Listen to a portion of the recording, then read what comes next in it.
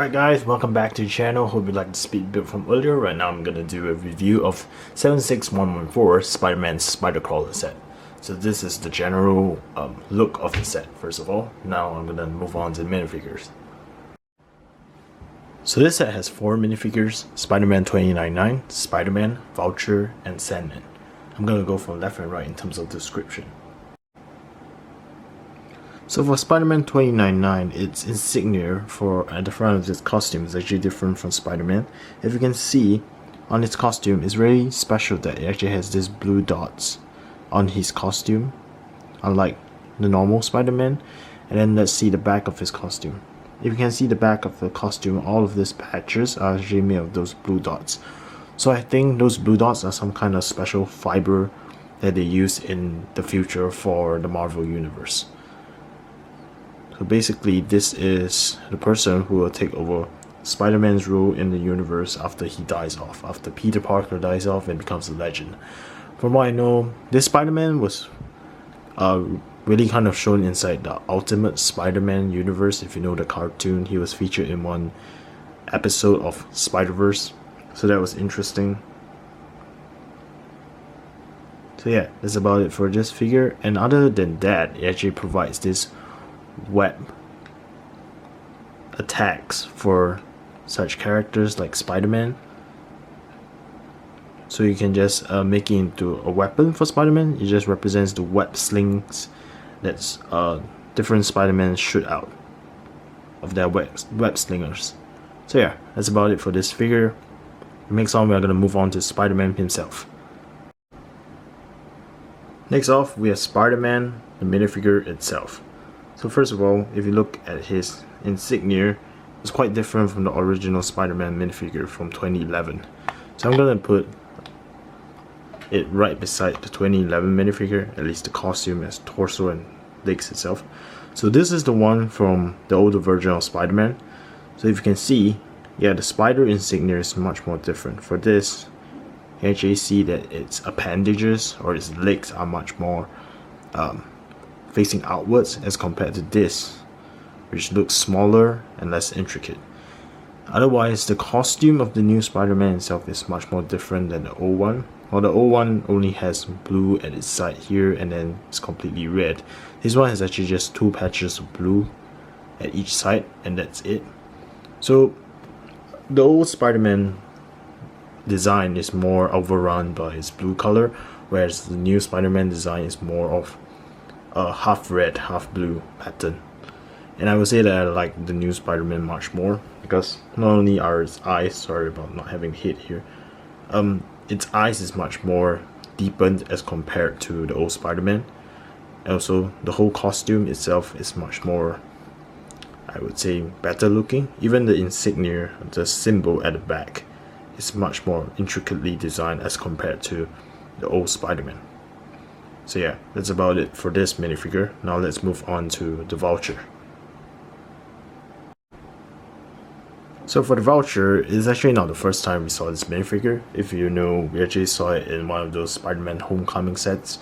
And for that particular Vulture, it actually looked much better in this, and the design is much more intricate and interesting as compared to this simple build here, but it's still okay for this build, I would say. I mean, it still works as its wings, but if you look at the back, when you compare it with the other set's Vulture, I wouldn't say it looks as good as that set, because this is just a simple brick build wings. It has lesser pieces. So I'm going to show you him without the wings. Right, this is Vulture without the wings. So he has a single stud shooter provided, and otherwise the back of it actually kind of nice. It has the mechanics or the skeleton that helps him control the wings and all. Then it actually shows you kind of when the wings are folded up, perhaps. So it's kind of just a mechanical suit attached to his body. Not like some shows whereby, if you know Ultimate Spider-Man, he was actually a mutant teenager that turns into actual Vulture. So there's a lot of variations of it, so yeah. So next on, we're going to move on to Sandman. So out of the 4 minifigures, I kind of like Sandman the most. I guess it's because like I think this is from rock climbers, rock miners design of it. So this is for those monster minifigures back in the day.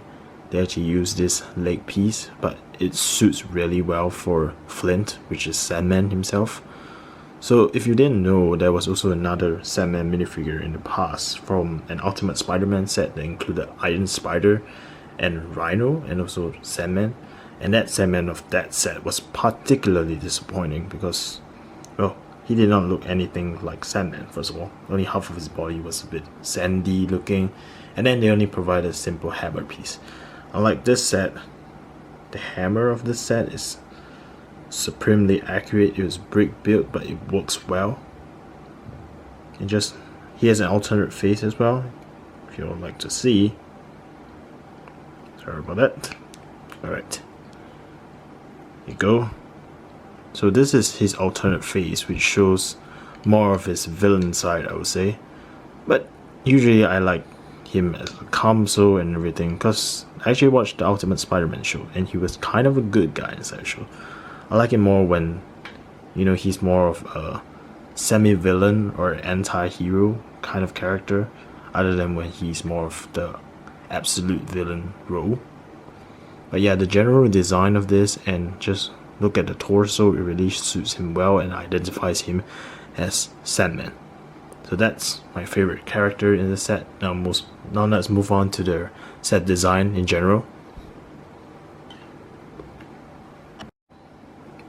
But before I start on the set design, I would like to let you see the different types of webbing they actually gave us so that Spider-Man can pose in different ways.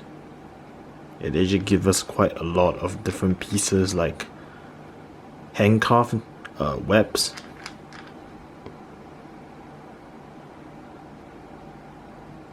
Then we have shoe webs and other kinds of webs. So you can actually put this on Spider-Man and like just for play feature wise, you can actually just, you know, position them in different ways so that it looks nice and all. Yeah, that's about it for the minifigures. So the first part of this set design that I'm going to elaborate on is this particular Sandman component of it. So this is actually Flint or Sandman standing on a particular, I don't know, a kind of sandcastle build, I guess. So this is when his legs basically become sand itself. As you can see, it's a very intricate design over here. Sorry about saying intricate so much, but yeah, there's a hidden secret to this pile of sand actually. So you're actually hiding a very valuable secret, I would say. If you take off Sandman and open this up, it reveals treasure. But that was actually an extreme effect, dramatic, because one of the gems just dropped. Sorry about that. But yeah, that's about it. So you can actually keep around 5 gems inside this build, and then just close it up and put Sandman back on top. No one will ever know that he stole some gems. But other than that, another build of this set is this gem inside a ceramic displayer.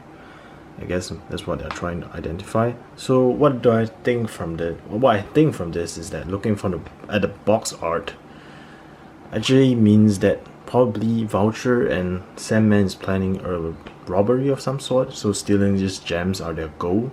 So that's why these gems are related to the entirety of the set and its story. So yeah, that's what I think. Next on.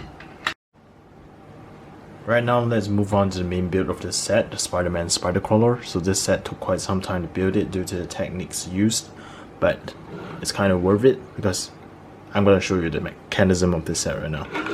So it actually allows this mechanism allows the set to move like an actual spider. So it's very interesting in that way because it acts as a great play feature, especially for kids.